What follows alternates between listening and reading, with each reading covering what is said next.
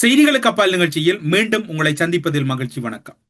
இன்றைய தினம் ஒட்டுமொத்த இலங்கையிலும் பெரும் அதிர்வலைகளையும் பலருக்கு அதிர்ச்சியையும் ஏற்படுத்தி இருக்கக்கூடிய தகவல் என்னவென்று சொன்னால், சட்டமாதிபர் திணைக்களத்தின் பிரதி சொலிசிட்டர் ஜெனரலாக இருக்கக்கூடிய திலிப்ப பீரிஸ் அவர்கள் நீதிமன்றத்தில் முன்வைத்திருக்கக்கூடிய பல தகவல்கள் தான் அதிர்ச்சியையும் ஆச்சரியத்தையும் ஏற்படுத்தி இருக்கின்றது. ஆச்சரியம் என்னவென்று சொன்னால், பிள்ளையான் விவகாரமும் சுரேஷாலை விவகாரமும் குற்றத்தடுப்பு புலனாய்வு பிரிவினருடைய உள்ளக ரீதியான உள்ளடி வேலைகளும் தான் இன்று வெளியாக இருக்கக்கூடிய மிக மிக முக்கியமான செய்தியாக இருக்கிறது. இந்த தளத்திலே நாங்கள் உங்களுக்கு கூறியிருந்தோம், குற்றத்தடுப்பு புலனாய்வு பிரிவினுடைய பணிப்பாளராக இருக்கக்கூடிய சாணி அபேசேகர பிரான்சுக்கு செல்லுகின்றார். அங்கு இன்டர்போலினுடைய சர்வதேச மகாநாடு ஒன்று இடம்பெறுகிறது. ஆனாலும் அவர் அங்கு அசாத் மௌலானாவை சந்திப்பதற்கான வாய்ப்புகள் அதிக அளவில் இருப்பதென அவர் சந்திக்கின்ற சூழ்நிலையை நோக்கி அங்கு ஏற்பாடுகளும் இடம்பெறுகின்றன என்று கூறியிருந்தோம். அதனை மேற்கோள் காட்டியிருந்தோம். அது தொடர்பில் பலரும் பல்வேறுபட்ட கருத்துக்களை கூறியிருந்தார்கள். அவர் ஒரு அரசியல் கைதியாக இருப்பதனால், மீண்டும் மீண்டும் சொல்லுகிறோம், அரசியல் கைதியாக இருந்தாலும் அவர் இலங்கை அரசின் சட்டத்திட்டங்களுக்கு உட்பட்டு அவராகவே வாக்குமூலம் வழங்குவேன் என்று கொடுத்த உத்தரவாதத்துக்கு அமைய சில தகவல்களை இலங்கை அரசு பெற்றிருக்கிறது, குற்றத்தடுப்பு புலனாய்வு பிரிவினர் பெற்றிருக்கிறார்கள் என்கின்ற தகவலும் ஒரு சில காணொளிகளுக்கு முன்னர் நாம் இதிலே பகிர்ந்திருந்தோம். இப்போது அவை தொடர்பான முழுமையான ஆவண திரட்டு மேலதிக சொலிசிட்டர் ஜெனரலாக இருக்கக்கூடிய திலிப்ப பீரிஸ் அவர்களினால் நீதிமன்றத்தின் கவனத்துக்கு எடுத்துச் செல்லப்பட்டிருக்கின்றது. அந்த விடயத்திலே பல்வேறுபட்ட விடயங்கள் அங்கு அடுக்கப்பட்டிருக்கின்றன, பல்வேறுபட்ட விடயங்கள் அங்கு பேசப்பட்டிருக்கின்றன. உயிர்த்த ஞாயிறு தாக்குதல் இடம்பெற்ற போது எல்லோரும் அறிந்தது, பிள்ளையானவர்கள் சிறையில் இருந்தார். பிள்ளையானின் பிரத்யேக செயலாளராக இருந்த அசாத் மௌலானா பிள்ளையானுக்கும் இடையில் முன்னாள் ராணுவ அரச புலனாய்வு பிரிவினுடைய பணிப்பாளராக இருந்த சுரேஷ் ஆலவுக்கும் இடையில் ஏற்பட்ட சந்திப்புகள், சுரேஷ் ஆலை பயங்கரவாதிகளை சந்தித்தது தொடர்பான விவரங்களை எல்லாம் சேனல் 4 தொலைக்காட்சியின் செவிகள் அதன் பின்னர் எமக்கு வழங்கிய சில பிரத்யேக கருத்துக்களின் மூலம் அவர் உறுதிப்படுத்தி இருந்தார். அந்த கருத்துக்கள் தொடர்பில் நீங்கள் பின்னர் அது தொடர்பான சில முக்கியமான தகவல்களோடு பார்க்கக்கூடியதாக இருக்கும். தற்போது பிரான்சில் இருக்கும் அசாத் மௌலானாவை குற்றத்தடுப்பு புலனாய்வு பிரிவினருடைய சில அதிகாரிகள் வாக்கு மூலங்களை இணைய வழி ஊடாக பெற்றிருப்பதாக கூறப்படுகிறது. இவை நீதிமன்றத்திலே தெரிவிக்கப்பட்டிருக்கின்றது. அசாத் மௌலானா எழுத்து மூலம் சாட்சி கொடுத்திருப்பதாக சட்டமாதிபர் திணைக்களத்தின் சார்பாக ஆஜரான பிரதி சொலிசிட்டர் ஜெனரலாக இருக்கக்கூடிய திலிப்ப பீரிஸ் அவர்கள் இன்று நீதிமன்றத்தின் கவனத்துக்கு மேலதிகமாக கொண்டு வந்திருக்கின்றார்.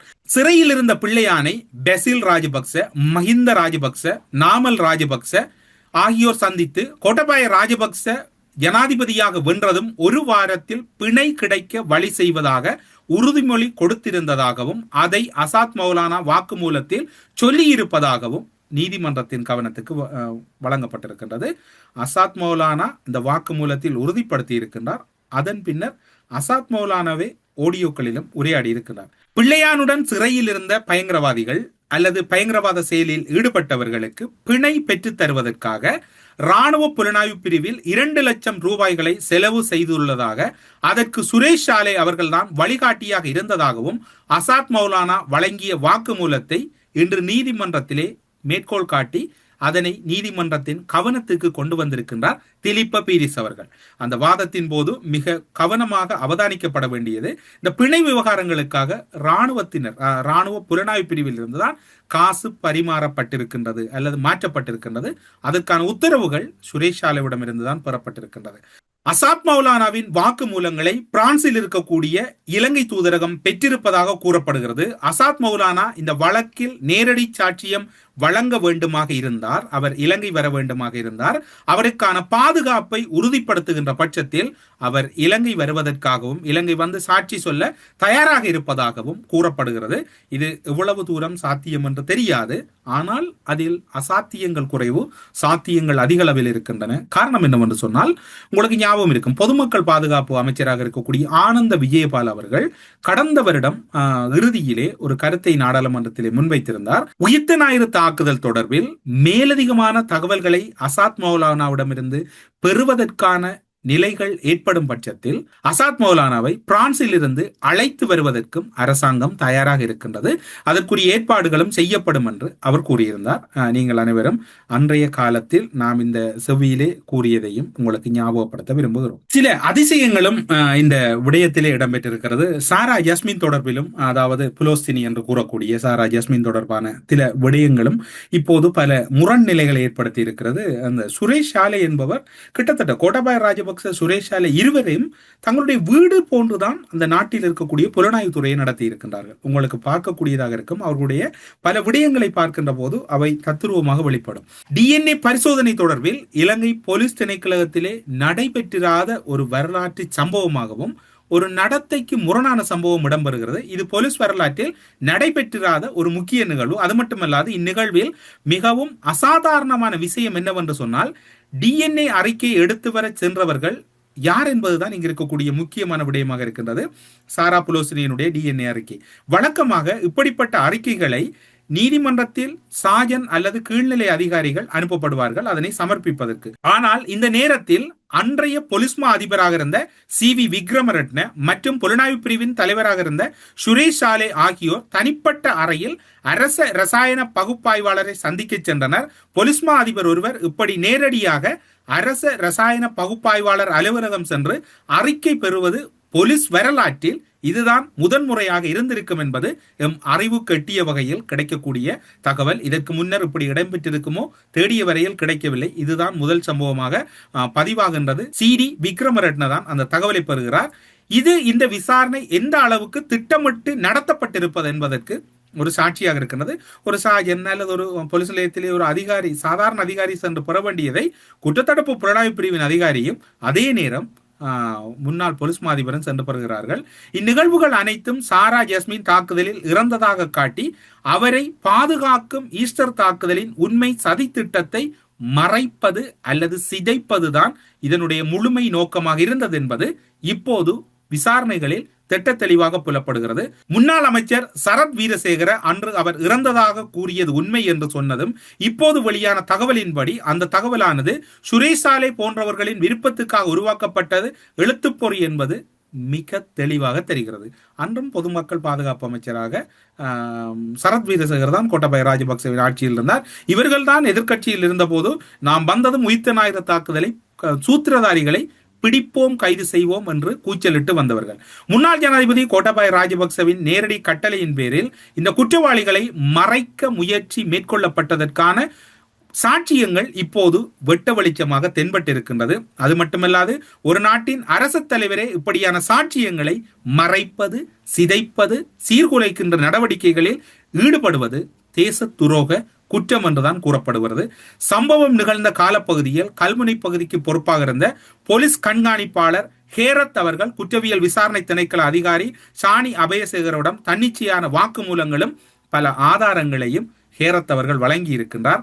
அது மட்டுமல்லாது அம்பாறை விடுதியில் நடந்த விருந்து விசாரத்தில் போலீஸ் மா அதிபர் பிரசன்ன ரணசிங்க கூறியதை அவர் நேரில் கேட்டதாகவும் நாளை காலையில் சாரா குழியிலிருந்து எழுந்திருப்பாள் என்று அவர் கூறிவிட்டு புன்னகைத்ததாகவும் அவர் சாணி அபயசேகரிடம் வழங்கிய பிரத்யேகமான வாக்குமூலத்திலே குறிப்பிட்டிருக்கிறார். இந்த வாக்குமூலம் தொடர்பாக குற்றவியல் விசாரணை திணைக்கள அதிகாரிகள் துணை போலீஸ் மாதிபர் பிரசாத் ரணசிங்கவிடம் விசாரித்த போது அவர் அதை முழுமையாக மறுத்திருக்கின்றார். நான் அவ்வாறு கூறவில்லை, அதாவது இவர்கள் வளமையாக செய்கின்ற பாணி கூறியதை கூறவில்லை என்றும் கூறாததை கூறியதென்றும் கூறுவதுதான் இவர்களுடைய விசாரணையின் தரமாக இருக்கின்றது. அதனை அவர்கள் கூறியிருக்கின்றார்கள். அது மட்டுமல்லாது அதனோடு தான் அன்று அம்பாறையிலோ அல்லது கல்முனையிலோ இல்லை, மனைவியின் தனிப்பட்ட தேவைக்காக வீட்டில் இருந்தேன் என்று கூறியிருக்கின்றார். வினோதமான பதிலாக இருக்கின்றது. ஆனால் அவரது தொலைபேசி உரையாடல் கோபுர பதிவுகளை பதிப்பாய்வு செய்த அதிகாரிகள் அவர் ஏப்ரல் 26 மற்றும் 27 ஆகிய 2 நாட்களிலும் அம்பாறையில் இருந்ததை தொழில்நுட்ப ரீதியாக உறுதிப்படுத்தி இருக்கின்றார்கள். யார் என்று பார்த்தால் பிரசாத் ரணசிங்க அம்பாறையில் தான் இருந்திருக்கின்றார். ஆனால் மனைவியின் தனிப்பட்ட தேவைக்காக தான் மனைவியோடு இருந்ததாக அவர் கூறியிருக்கின்றமையும் இங்கு குறிப்பிடத்தக்கது. அந்த சான்றுகளை முன்வைத்துக் கொண்டிருந்த போது பிரசாத் ரணசிங் அவர் கடுமையாக தடுமாறியதை சாணி அபயசேகர் அவர்கள் உற்று நோக்கி இருக்கிறார். என்னை மன்னியுங்கள், நான் பொய் சொன்னேன், இப்போது உண்மை சொல்கிறேன் என கூறி உண்மை அனைத்தையும் ரணசிங்க கூறிவிட்டார். பின்னர் அவர் ஒத்துக்கொண்டதற்கு அமைவாக என்னவென்று சொன்னால், சுரேஷ் சாலையிடமிருந்து கடும் அழுத்தம் வந்ததாகவும் சாராவின் DNA அறிக்கை விரைவாக தேவை என்று வலியுறுத்தியதன் பேரில் இந்த போலி அறிக்கை உருவாக்கப்பட்டதாகவும் அவர் கூறியிருக்கின்றார். சாரா ஜஸ்மின் உண்மையில் இங்கு இல்லை, DNA ஒத்துப்போகவும் இல்லை, அது முழுக்க முழுக்க ஒரு திட்டமிட்ட வகையில் போலியாக தயாரிக்கப்பட்டது என்பதை ரணசிங்க மீண்டும் உறுதிப்படுத்துகின்றார். சுரேஷ் சாலவின் அழுத்தத்தின் பேரில் போலீஸ் மாதிபராக இருந்த பிரசாத் ரணசிங்க வழங்கிய வாக்கு மூலங்கள் சாரா ஜஸ்மினின் DNA அறிக்கை போலியாக உருவாக்கப்பட்டது என்பது இப்போது அறிவியல் பூர்வமாக நிரூபணமாகியுள்ளது. இது வெறும் தவறால் நடந்ததல்ல, கோட்டபாய ராஜபக்ச மற்றும் சுரேஷ் சாலவின் விருப்பத்தின் பேரில் குற்றவாளிகளை காப்பாற்றும் நோக்கில் திட்டமிட்டு செய்யப்பட்டது என்பது திட்ட தெளிவாக புலப்பட்டு நிற்கின்றது. முன்னாள் போலீஸ் மாதிபர் CD விக்ரமரட்ன இந்த சாட்சியங்களை மறைக்கும் செயலில் நேரடியாக ஈடுபட்டதையும் ஒத்துக்கொண்டிருக்கின்றார். கொடூரமான முறையில் நடைபெற்ற இந்த சம்பவங்கள் தொடர்பில் உயிரிழந்தவர்களுக்கு நீதி வழங்குவதற்கு பதிலாக குற்றவாளிகள் தப்பிக்க வழி ஏற்படுத்தி கொடுத்த இவர் உடனடியாக கைது செய்யப்படுவாரா? கோட்டபாய ராஜபக்ச தயவு தாட்சரியம் இல்லாமல் கைது செய்யப்பட வேண்டிய கட்டாயம் இருக்கிறது, அதற்கான சூழ்நிலை இருக்கிறது என்பதுதான் இப்போது கூற வேண்டிய தகவல். ஏன் நீங்கள் கோட்டபாய ராஜபக்ச சுரேஷ் சாலை தொடர்பில் அழுத்தி அழுத்தி கூறிக்கொண்டிருக்கிறீர்கள்? இதில் என்ன உண்மை இருக்கிறது, இதில் என்ன விடயம் பொதிந்திருக்கிறது என்று உங்களுடைய மன ஓட்டம் எமக்கு புரிகிறது. அசாத் மௌலானாவை பொறுத்தவரையில் அவருடைய முழுமையான சில தகவல்களை ஊடக செவியில் வெளிப்படுத்தினாலும் கூட அதன் பின்னர் எம்மிடம் இருக்கக்கூடிய சில பிரத்யேகமான காணொளிகளிலும் அவர் வெளிப்படுத்தி இருக்கின்றார். அவர் அதில் குறிப்பிடுகின்ற விடயம் என்னவென்று சொன்னால், சுரேஷ் சாலவுக்கு பதட்டத்தை ஏற்படுத்தி இருக்கக்கூடிய மிக முக்கியமான விடயமாக பார்க்கப்பட வேண்டியது என்னவென்று சொன்னால், ஹரின் பெர்னாண்டோ நளின் பண்டார நாடாளுமன்றத்தில் உரையாற்றி இருக்கின்றார்கள். அந்த உரையாற்றுகின்ற போது அவர்கள் கூறிய விடயம், அருட்தந்தை சிறில் காமினி அவர்கள் கூறிய விடயம், இதற்கும் சுரேஷ் சாலவுக்கும் நேரடி தொடர்பு இருக்கிறது, இதனால் சுரேஷ் சாலே முழுமையான பின்னணியில் இருப்பது எமக்கு தெரியும் என்கின்ற கருத்தை கூறியவுடன் சுரேஷ் சாலே பதட்டம் அடைகிறார். உடனடியாக அசாத் மௌலானாவை அழைக்கின்றார். அசாத் மௌலானாவை அழைத்து, இதில் உமக்கு மட்டும்தான் இந்த விடயம் தெரியும், இது எப்படி இந்த தகவல் வெளியாகியது என்கின்ற ஒரு காரசாரமான விவாதம் இடம்பெறுகிறது. காரசாரமான விவாதத்தின் பின்னர் அசாத் மௌலானாவிடம் இந்த கையடக்க தொலைபேசியை பறிமுதல் செய்வதாக கூறப்படுகிறது. அசாத் மௌலானாவின் கையடக்க தொலைபேசி பறிமுதல் செய்யப்பட்டு பரிசோதிக்கப்படுகிறது. சுரேஷ் சாலவார் முதன்முறையாக அசாத் மௌலானாவின் கையடக்க தொலைபேசியை சுரேஷ் சாலே பறைத்ததை அவர் உணர்வதாக கூறுகிறார். அதன் பின்னர் அவருடைய கையடக்க தொலைபேசி கொடுக்கப்பட்ட பின்னர் சஹரான் குழுவினரை இவர் சந்தித்த பின்னர் எடுத்த ஒரு புகைப்படத்தை சுரேஷ் சாலே பார்த்திருக்கிறார். அந்த கையடக்க தொலைபேசியிலே அதை பார்த்த பின்னர் தான் இவருக்கு அந்த சந்தேகம் வலுக்கிறது. பிள்ளையானுக்கு உடனடியாக அழைப்பை ஏற்படுத்துகிறார் அசாத் மௌலானா. என்னை இப்படியான வகையில் சந்தேகப்படுகிறார்கள், அசாத் மௌலானா இவ்வாறான சூழ்நிலையில் நான் இருக்கிறேன் என்பதை பிள்ளையானுக்கு தெரியப்படுத்துகிறார். உடனடியாக பிள்ளையான் சொல்லுகிறார், நீங்கள் அங்கே இருங்கள், இது நாம் கூறவில்லை, அந்த தகவலை நீங்கள் கேட்கலாம், நீங்கள் அங்கே இருங்கள், நான் வருகிறேன் என்று கூறிவிட்டு உடனடியாக வந்த பிள்ளையார் நேரடியாக சுரேஷ் சாலுவை தொடர்பு கொள்கின்றார். காரணம், வழமையாக அசாத் மௌலானாவு கூட தொடர்பு கொள்கிறவர் அன்றைய தினம் நேரடியாக தொடர்பு கொள்வதாக அசாத் மௌலானா கூறுகின்றார். காரணம் என்னவென்று சொன்னால், பிள்ளையானும் சுதாகரித்துக் கொண்டார். இவரிடம் சந்தேகப்படுவதை அவரும் உணர்ந்திருக்கின்றார். அசாத் மௌலானா ஒரு கட்டத்தை தாண்டி விட்டார். சுரேஷ் சாலே பிள்ளையான் இருவருக்கும் அசாத் மௌலானா மீது சந்தேகம் வலுக்கின்றது. பிள்ளையானை காட்டி கொடுத்து, அதாவது பிள்ளையான் சுரேஷ் சாலேவை சந்தித்து விட்டுத்தான் அசாத் மௌலானாவை சந்தித்தது என்கின்ற தகவலை பிள்ளையானின் டிரைவராக இருக்கக்கூடிய அமலன் அசாத் மௌலானாவுக்கு கூறுகின்றார். அது மட்டுமல்லாது பல ஆதாரங்களையும் என்ன இடம்பெற்றது என்பதை அமலன் கூறியதாக அசாத் மௌலானா கூறுகின்றார். அது மட்டுமல்லாது அசாத் மௌலானா ஒரு கட்டத்திலே கூறுகின்றார், எனக்கு பிள்ளையான லாபத்தில்லை, நான் அங்கு இருப்பது என்பது கோட்டபாய ராஜபக்ச சுரேஷ் சாலே இருவரும் என்னை முடித்து விடுவார்கள், நான் இவர்களால் தான் ஆபத்தாக இருக்கிறது. பிள்ளையான் என்றால் மாறி மாறி நான் எவ்வாறாவது மறைந்து இருக்கலாம், ஆனால் இவர்கள் இருவரிடமிருந்து தப்புவது என்பது மிக மிக கடினமாக இருக்கிறது என்று அசாத் மௌலானா கூறுகிறார். இப்போது பார்த்தால், இப்போது பஷீல், நாமல், மஹிந்த இவர்கள் சென்று கோட்டாபாய வந்தால் விடுதலையாவேன் என்று கூறுகின்றார். கோட்டபாய ராஜபக்சவின் முழுமையான விவரம் அசாத் மௌலானாவுக்கு தெரியும். அதே போன்று சுரேஷ் சாலேவின் விடயம் முழுவதும் அசாத் மௌலானாவுக்கு தெரியும். எனவே இந்த விவகாரம் என்பது ஒரு பெரும் பதட்டத்துக்கான விடயமாக மாறி இருக்கின்றது. அதற்கான ஆதாரம் நீங்கள் எதிர்பார்த்திருக்கக்கூடிய அந்த ஆடியோவை நீங்கள் இப்போது கேட்கலாம். மெயின் பிரச்சனை பிள்ளையான பிரச்சனை சமாளிச்சாலும் ஆமியில பிரச்சனை பெரிய பிரச்சனை. ஆமியில என்ன எம்ஐல பிரச்சனை பண்ணுச்சுன்னா அது இப்ப அந்த எம்ஐஎஸ்எஸ் டிரெக்டர் இருக்காரு சுரேஷ் சாலே ஸ்டேட் டிபார்ட்மெண்ட், அவருக்கு இப்ப பெரிய பிரச்சனை இந்த ஈஸ்டர் குண்டுவெடிப்புல அவர் சம்பந்தப்பட்டது.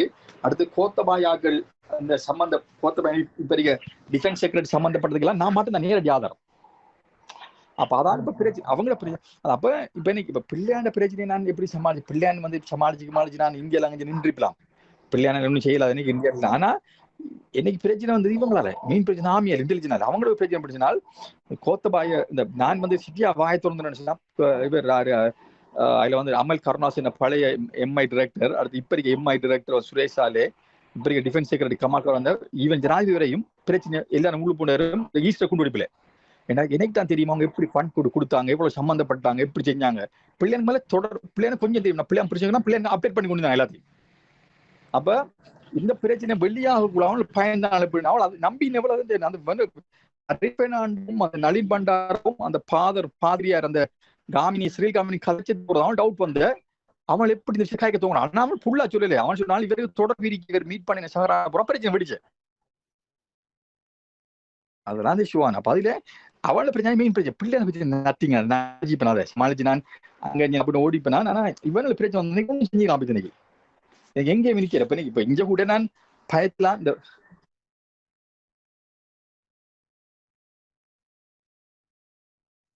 என்ன 10 வீடியோ கிளிப்ப போட்டு காட்டினார் அவர் லேப்டாப்ல இருந்து. அந்த வீடியோ கிளிப்ல வந்து இப்ப ஹரிம் பெர்னாண்டோ பேசுறார். அவர் சுரேஷ் சாலே அவர் ஆபீஸுக்கு வர சொல்லி கொழும்பு 7 அவரை 3 வீடியோ கிளிப் போட்டு காட்டினார். அதுல ஒன்று வந்து ஹரிம் பெர்னாண்டோ கதைக்கு வீடியோ கிளிப் உண்டு சிங்களத்துல பார்லிமெண்ட்ல. மக்கியது வந்துகிட்டு நளின் பண்டார காய்க்குது, அதுவும் பார்லிமெண்ட்ல சிங்களத்துல. மக்கியது ஒரு சூம் மீட்டிங்ல வேற ஃபாதர் காய்க்கார். அது 3லயும் அவங்க சொல்றாங்க இதுல இவர் சம்பந்தப்பட்டிருப்பார் சுரேஷ் சாலே, இவர் தெரியாம நடந்துக்க இவர் மீட் பண்ணிக்காரு, அப்படி ஒழுங்கு விசாரிக்கணும் அப்படின்னு சொல்றாங்க. அப்ப அவர் கேட்டாரு இந்த கதை எப்படி வெளியான்னு கேட்டாரு. இப்ப நான் சொன்னேன் சார் நான் சொல்ல அவர் அந்த டைம் இந்த போன் எல்லாம் வாங்கி ஃபுல்லா பறிச்சு போன் எல்லாம் வாங்கி இந்த போனை ஃபுல்லா செக் பண்ணினா இதுல என்ன நடந்த அவர் பிரச்சனை அந்த மீட்டிங் நடந்த இடம் தானே. இப்ப இவர் வந்து சஹரநாக்ல மீட் பண்ற அந்த இடத்துக்கு நான் போய் இவர் வந்து நானும் அவரும் போய் அவங்க வந்து மீட் பண்ணி கொண்டிருக்கக்குள்ள அவங்க உள்ளுக்கு மீட் பண்ணி நான் வெளியே இருந்து அந்த இடத்துல சும்மா போட்டோ எடுத்து வச்ச போன்ல அந்த தோட்டத்தை அந்த போட்டோ என்ன போன்ல இருந்து அவர் அது போற சொன்னாரு இந்த போட்டோ நீங்க வச்சு கொண்டு போன் போட்டு பிரச்சனை ஆயிடுச்சு. அவர் சொன்னாரு இது எப்படி இவங்களுக்கு தெரிய வந்து அப்படி சொல்லி அவர் பிரச்சனை ஆயிடுங்க. இப்ப கட்டுங்க என்கொயர் பண்ணினேன் 10 மாசம் 15ஆம் தேதி. அப்ப எனக்கு நான் அப்பா ஃபர்ஸ்ட் நான் எனக்கு தெரியாது. நானும் கேள்வி யோசிச்சு நான் எப்படி தெரியும் இல்ல இது வேற ஆறு இது அவசரம் உண்டு இதை பத்தி நான் கதைச்சிருக்கணும் அவர் இல்லாட்டி நீங்க கதைச்சிருக்கணும் இல்ல பிள்ளையானுங்க நல்ல டவுட் இப்ப இது ஆறு சொல்லிருப்பான்னு நான் சத்தியமா சொல்லலண்டு. அதுக்கு பிறகு நான் பிள்ளையான்ட்ட போன் பண்ணி சொல்லிட்டேன் அவரத்தை வச்சு இப்படி பிரச்சனை வந்து பிள்ளையோட குடும்பம் வந்தவர் வந்து பிள்ளையான யாருன்னா வளமையா என்னோட வளமையா பிள்ளையான அவரை சந்திக்க போற பிள்ளையான அடுத்த ஆண்டு எனக்கு தெரியாம அவர் சந்திக்க போனார். அவர் எனக்கு தெரியாம. ஆனா அதை இன்னைக்கு என்ன செஞ்சானா பிள்ளையான டிரைவர் அமலையும் சொல்லிட்டான் இன்னைக்கு. ஆனா பிள்ளையான கடைசி வரை சொல்லி சந்திக்க போறேன்னு சொல்லி பிள்ளையான கூப்பிடுச்சுனாரு கொழும்புல வச்சு அப்படின்னால் இப்படி உங்களோட டவுட் போடுவாங்க. அதோட இதே பிள்ளையான் கேட்டார் இந்த ஆமிக்காரன் இப்படி அரெஸ்ட் பண்ணப்பட்ட இந்த கேஸ்ல இந்த ஜோசப் ராயிண்ட் அப்ப சிஐடி உங்களுக்கு டீல் உண்மையை சொல்லுங்க நான் உங்களை காப்பாத்துறேன்னு சொன்னாரு.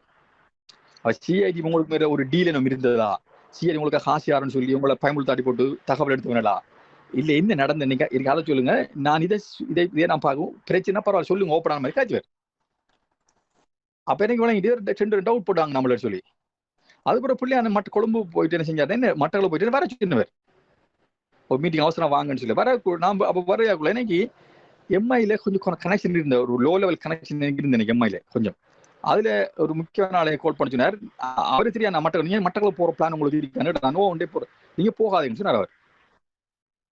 அப்ப ஏன்னு இல்ல போகாதீங்க இது கட்டும் நான் உங்களோட பழையனதுக்கான சொல்ல நீங்க மட்டக்களை போகாதீங்க உங்களுக்கு எது பிரச்சனைப்படுத்த முடிவு எடுக்காங்க உண்டு எக்ஸ்டென்ட் பட மாதிரியும் இல்லாட்டி வேற ஒரு பிரச்சனை ஆகிப்பட்டு உங்களை முடிக்கணும்னு சொல்லி பிளான் போட்டிருக்காரு பிள்ளையான். அதுக்கு அப்படின்னா ஒரு முக்கியமான சவால் நிற்கிறது இவ்வளவு அப்படி நான் பிள்ளையாண்ட மட்டக்களை பாரன்னு சொல்லி போட்டேன். அப்படி இந்தியா போய் 19ஆம் தேதி 15ஆம் தேதி சுரேஷ் சாலை மீட் பண்ண 16 பிள்ளையான் மீட் பண்ண கொழும்புல நான் 18 மட்டக்களை வரணும்னு சொன்னேன். 19ஆம் தேதி இந்தியா போய்த்தேன்.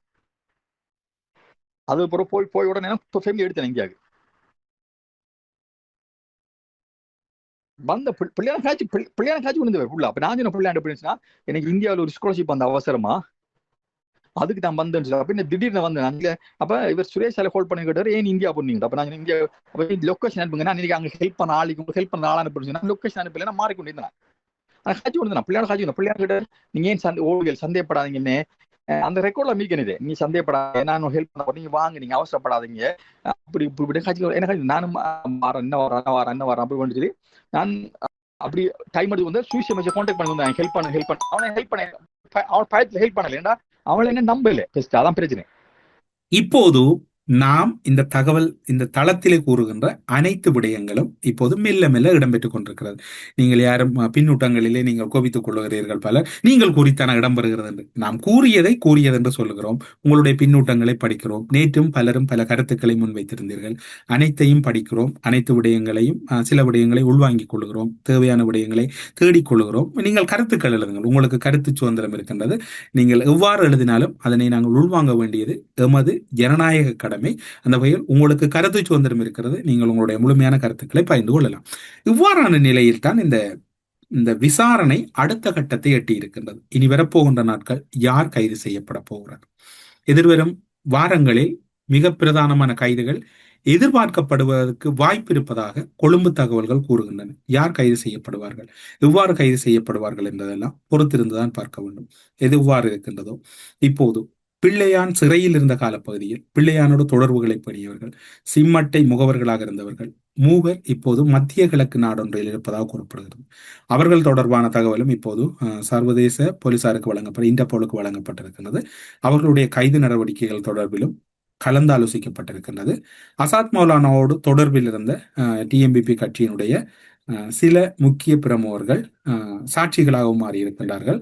குறிப்பாக பிள்ளையானுடைய உதவியாளராகவும் அசாத் மௌலானாவுக்கும் மிக நெருக்கமாக இருந்த பிள்ளையானின் நெருக்கத்துக்குரியவர்கள் பலர் தங்களுடைய எதிர்காலத்தை கருத்தில் கொண்டு இந்த விடயத்திலே அரசு சாட்சியாகவும் அரசுக்கு தகவல்களை முழுமையாக சமர்ப்பித்திருக்கின்றதாக இப்போது கிடைத்திருக்கக்கூடிய தகவல் கூறுகின்றது. பிரதி சொலிசிட்டர் ஜெனரல் திலிப்ப பீரிஸ் அவருடைய வாதம் உச்சக்கட்ட வாதமாக நீதிமன்றத்தில் இடம்பெற்றுக் கொண்டிருக்கின்றது. எது எப்படி இருக்குமோ தெரியாது, ஆனால் விசாரணை ஏதோ ஒரு வகையில் சீராக இடம்பெற்றுக் கொண்டிருக்கின்றது. இந்த விசாரணை அடுத்த கட்டத்தை கடந்து செல்லும் என்கின்ற எதிர்பார்ப்பு இருப்பது பொதுமக்கள் மத்தியில் அதிகரித்திருக்கின்றது. விசாரணை தொய்வில்லாமல் நடக்க வேண்டும். தென்னிலங்கையிலும் கைதுகள் உடன் இடம்பெற வேண்டும் என்பது அனைத்து மக்களின் எதிர்பார்ப்பாக இருக்கிறது என்று கூறி செய்திகளுக்கு அப்பால் நிகழ்ச்சியிலிருந்து விடைபெற்றுக் கொள்கிறோம். நன்றி, வணக்கம்.